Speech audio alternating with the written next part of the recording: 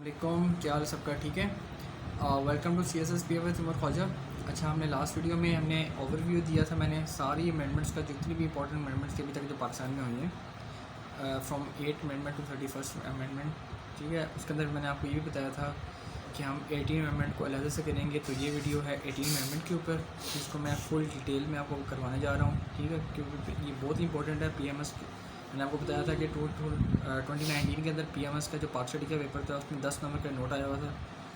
2019 के जो CSS का पॉलिटिकल साइंस का पेपर था तो 20 नंबर का नोट आया हुआ था पॉलिटिकल साइंस पेपर 1 में।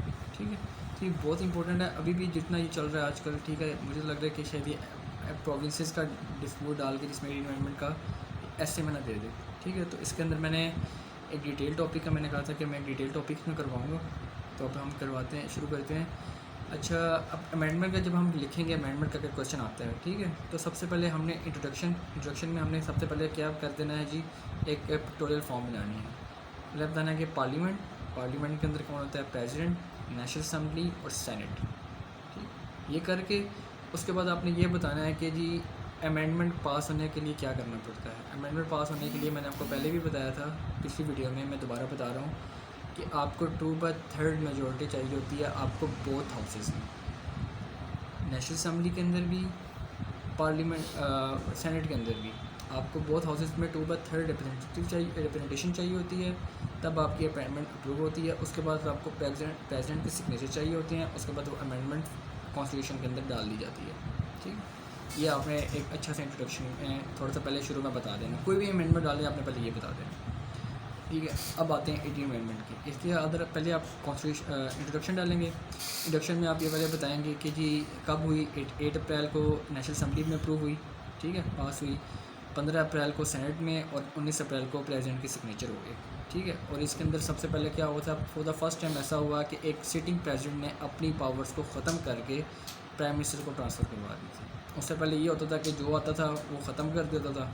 ठीक है, तो एक सिटिंग प्रेसिडेंट आसिफ अली जरदारी ने एक बहुत बड़ा सेक्रीफाइस किया और अपनी पावर्स को ख़त्म करके प्राइम मिनिस्टर को दे दिया। ये बड़ा अच्छा इंट्रोडक्शन हो जाएगा।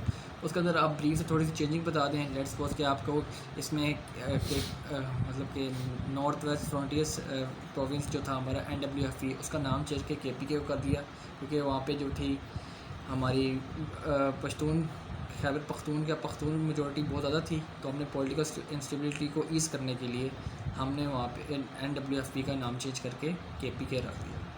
ठीक है, एक ये अच्छा सा इंट्रोडक्शन हो जाएगा। उसके बाद आप इसका बैकग्राउंड स्टोरी में आएंगे। ठीक है, बैकग्राउंड स्टोरी में मैंने आपको जब 8 में आपके यहाँ पे लिंक आ रहा होगा, इसमें मैंने अभी आपको लास्ट वीडियो में मैंने आपको अमेंडमेंट्स करवाई, इसमें 8, 13 और 17।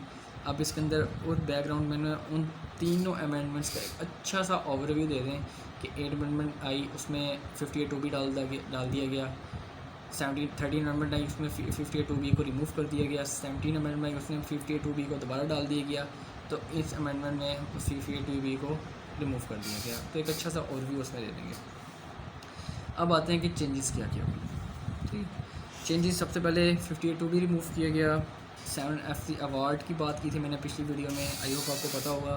7FC अवार्ड क्या होता है कि जी आपके जितने भी रिसोर्सेज होते हैं वो बजट से, जो टैक्स से इकट्ठा होता है जितना भी, तो आप प्रोविंसेस को करते हैं कि लेट्स सपोज जो इमरान खान साहब हैं, इमरान खान साहब ने 2013 to 18 जितना भी उसके अंदर काम करवाया है, KP के अंदर जितना भी काम किया है, वो 7NFC अवार्ड की वजह से किया, क्योंकि इसकी वजह से आपके जितने भी डिस्प्यूट हैं आपके, ठीक है, आप बेशक के कहते हैं ना एक दूसरे के खून के प्यासे क्यों ना हो, लेकिन आपने एक दूसरे को रिसोर्सेज मतलब कि उसको फ़ंड्स आपको जारी करने हैं, आपको उसके फ़ंड्स देने हैं, रिसोर्सेज देने हैं, ताकि वो अपने प्रोविंस में काम करवा सके। आप उसके ये मतलब कि रिसोर्सेज को रोक नहीं सकते। इमरान खान साहब अब नहीं रोक सकते, उनको देने ही देने। ठीक है, ये थी नेशनल 58(2) भी मतलब कि NFC अवार्ड के अंदर ये हुआ था। उसके बाद काउंसिल ऑफ कॉमन इंटरेस्ट की बात हुई थी, जिसमें 90 डेज़ के अंदर मिलना होता है, जिसमें चारों चीफ मिनिस्टर, प्राइम मिनिस्टर से अपने इश्यूज़ को एड्रेस करवाते हैं। उसके बाद मैंने बात की थी नेशनल सिक्योरिटी काउंसिल की, कि जो फॉर्म की गई। ठीक है, सॉरी, नेशनल सिक्योरिटी काउंसिल को फॉर्म किया गया सिक्योरिटी काउंसिल्स को डील करने के लिए, ठीक है, टॉप कैबिनेट के मेंबर्स में बैठते हैं, टॉप आर्मी के बंदे बैठते हैं, प्राइम मिनिस्टर को चेयर करते हैं, ठीक है।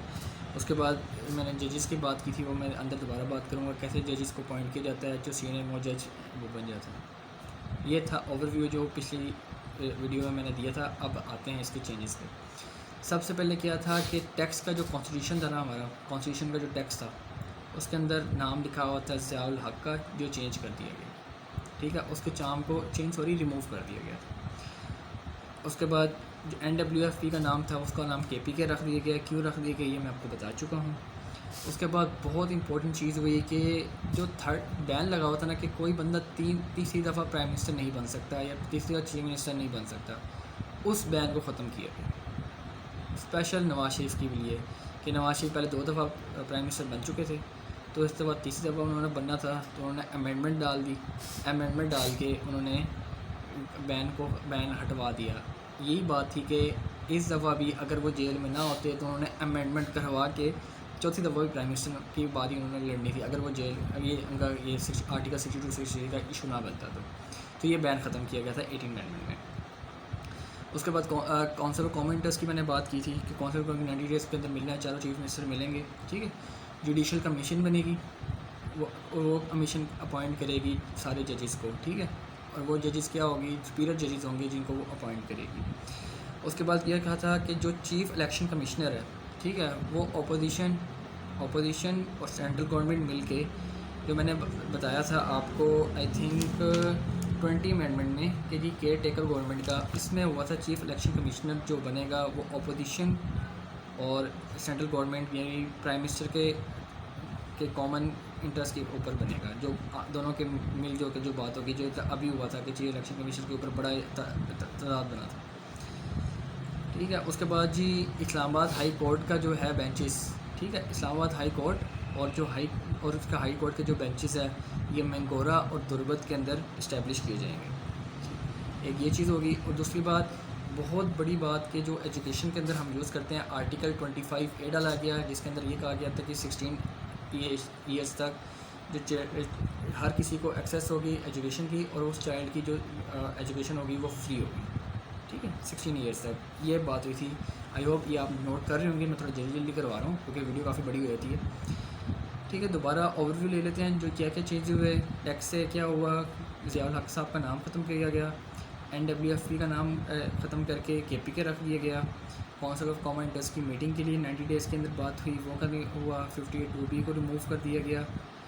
उसके बाद जी नेशनल सिक्योरिटी काउंसिल बनी। उसके बाद जी जजेस की जुडिशल कमेटी बनाई, जुडिशल काउंसिल बनी जजेस के अपॉइंटमेंट के लिए। जजेस के अपॉइंटमेंट के लिए जुडिशल कमेटी बनी। उसके बाद आर्टिकल 25 डाला गया। उसके बाद इस्लामाबाद हाई कोर्ट इस्टेब्लिश किया गया। चीफ इलेक्शन कमीशन की अपॉइंटमेंट कैसे होगी वो बताया गया। अब आते हैं काउंसिल ऑफ इंडिपेंडेंट जुडिशरी के लिए कि जुडिशल काउंसिल बनी।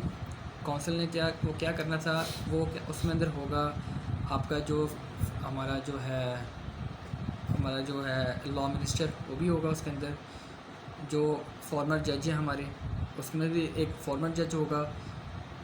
टॉप सीनियर जज भी होंगे और 2-3 जज जो टॉप सीनियर जज जो हाई कोर्ट्स के हैं वो भी इसमें इंक्लूड होंगे। काफ़ी बड़ी टीम होगी जुडिशल कमीशन की। ये इन्होंने एक नाम अपॉइंट करके जो इन्होंने लगाने हैं हाई कोर्ट के जजेस, बाकी सुप्रीम कोर्ट के जजेस लगवाने हैं, इन्होंने वो नाम देने हैं पार्लियामेंट कमेटी को। अभी आपके अंदर क्वेश्चन आ रहा होगा कि अभी मैंने कहा है कि जो मोस्ट सीनियर जज होगा वो चीफ जस्टिस बन जाएगा। चीफ जस्टिस एक होता है, लेकिन जो बाकी जजेस हैं उसको तो अपॉइंट इन्होंने करवाना है ना, तो उसके अंदर वो कौन होंगे, कौन से होंगे, उनके जो नाम होंगे वो जुडिशल कमीशन जो होगी वो पार्लियामेंट्री कमेटी को भिजवाएगी। पार्लियामेंट कमेटी उसमें से जो नाम अप्रूव करेंगे वो प्राइम मिनिस्टर को भेजेंगे, प्राइम मिनिस्टर फिर पार्लियामेंट को भेजेंगे, वो अप्रूव करके वो इसके अंदर होगा। ये थी चेंजेस।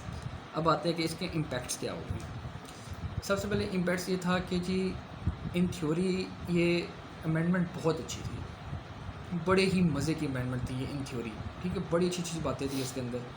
लेकिन प्रैक्टिकल फॉर्म में ये फ़ेल हो गई थी, काफ़ी हद तक ही फ़ेल हुई थी। काफ़ी हद तक ये कामयाब भी रही, काफ़ी हद तक ये फ़ेल भी हुई। फ़ेल क्यों हुई?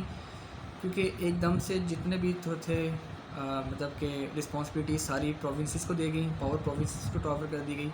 लेकिन उनके बाद जैसे बलूचिस्तान है, KP के भी काफ़ी हद तक, सिंध में भी काफ़ी हद तक उनके पास इतने रिसोर्स नहीं थे कि वो इस रिस्पॉन्सिबिलिटी को ले सकें।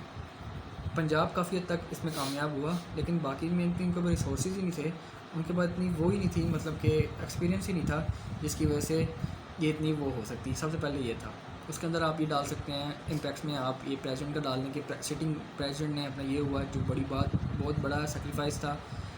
ठीक है, इन्होंने प्राइम मिनिस्टर को, एग्जेक्टिव को और लेजिस्लेटिव को मतलब कि वो किया, एक एनआरसी का सिस्टम ख़त्म किया था, ये कर सकते हैं। उसके बाद पश्तून मेजॉरिटी थी, पॉपुलेशन थी KPK के अंदर, उसके अंदर ये बड़ी बात हुई, उसको मेजॉरिटी के लिए उसका नाम दिया गया ताकि पॉलिटिकल स्टेबिलिटी ख़त्म हो। जैसे अभी मौलवियों का जब चलता है अपना भी हर किसी के साथ, मतलब कि मैं सिर्फ मौलवी की बात नहीं कर रहा हूँ, एक मौलवी बड़ा ही एक रिस्पेक्ट है, मैं खुद भी मौलवी हूँ, एक बड़ा रिस्पेक्टेबल है। मैं एक बात करूँ, जैसे अभी काफ़ी चांद के मौके पे चल रहा था, तो इन्होंने एक पॉलिटिकल इंस्टेबिलिटी को ख़त्म करने के लिए भी एक ये कॉज बनता है, जिस वजह से ईद हुई है कि पॉलिटिकल इंस्टेबिलिटी ख़त्म हुई है। पूरे पाकिस्तान में एक ही दिन ईद हुआ है। पहले अफ़गानिस्तान में अलग ईद होती थी, चमन में, बलूचिस्तान में अलग ईद होती थी, पंजाब में अलग ईद होती थी। तो इन्होंने पॉलिटिकल स्टेबिलिटी को भी ये ख़त्म किया। ये पॉलिटिकल स्टेबिलिटी बहुत बड़ा कॉज है, जिसकी वजह से टेररिज्म की हद तक, जब मैंने रिवेंज पॉलिटिक्स की मैंने बात की थी, उस हद तक भी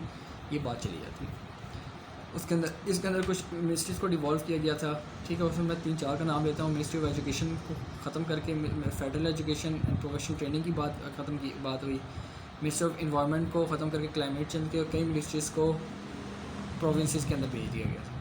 ठीक है, ये थी आपकी 18 अमेंडमेंट। आई होप आपको समझ आएगी। इसलिए नेक्स्ट वीडियो में मैं देखूंगा कि मैं KP फाटर मर्जर के ऊपर मैं वीडियो बनाऊँ। चैनल को सब्सक्राइब कर लीजिएगा। अपना बहुत ख्याल रखिएगा। अल्लाह हाफ़िज़।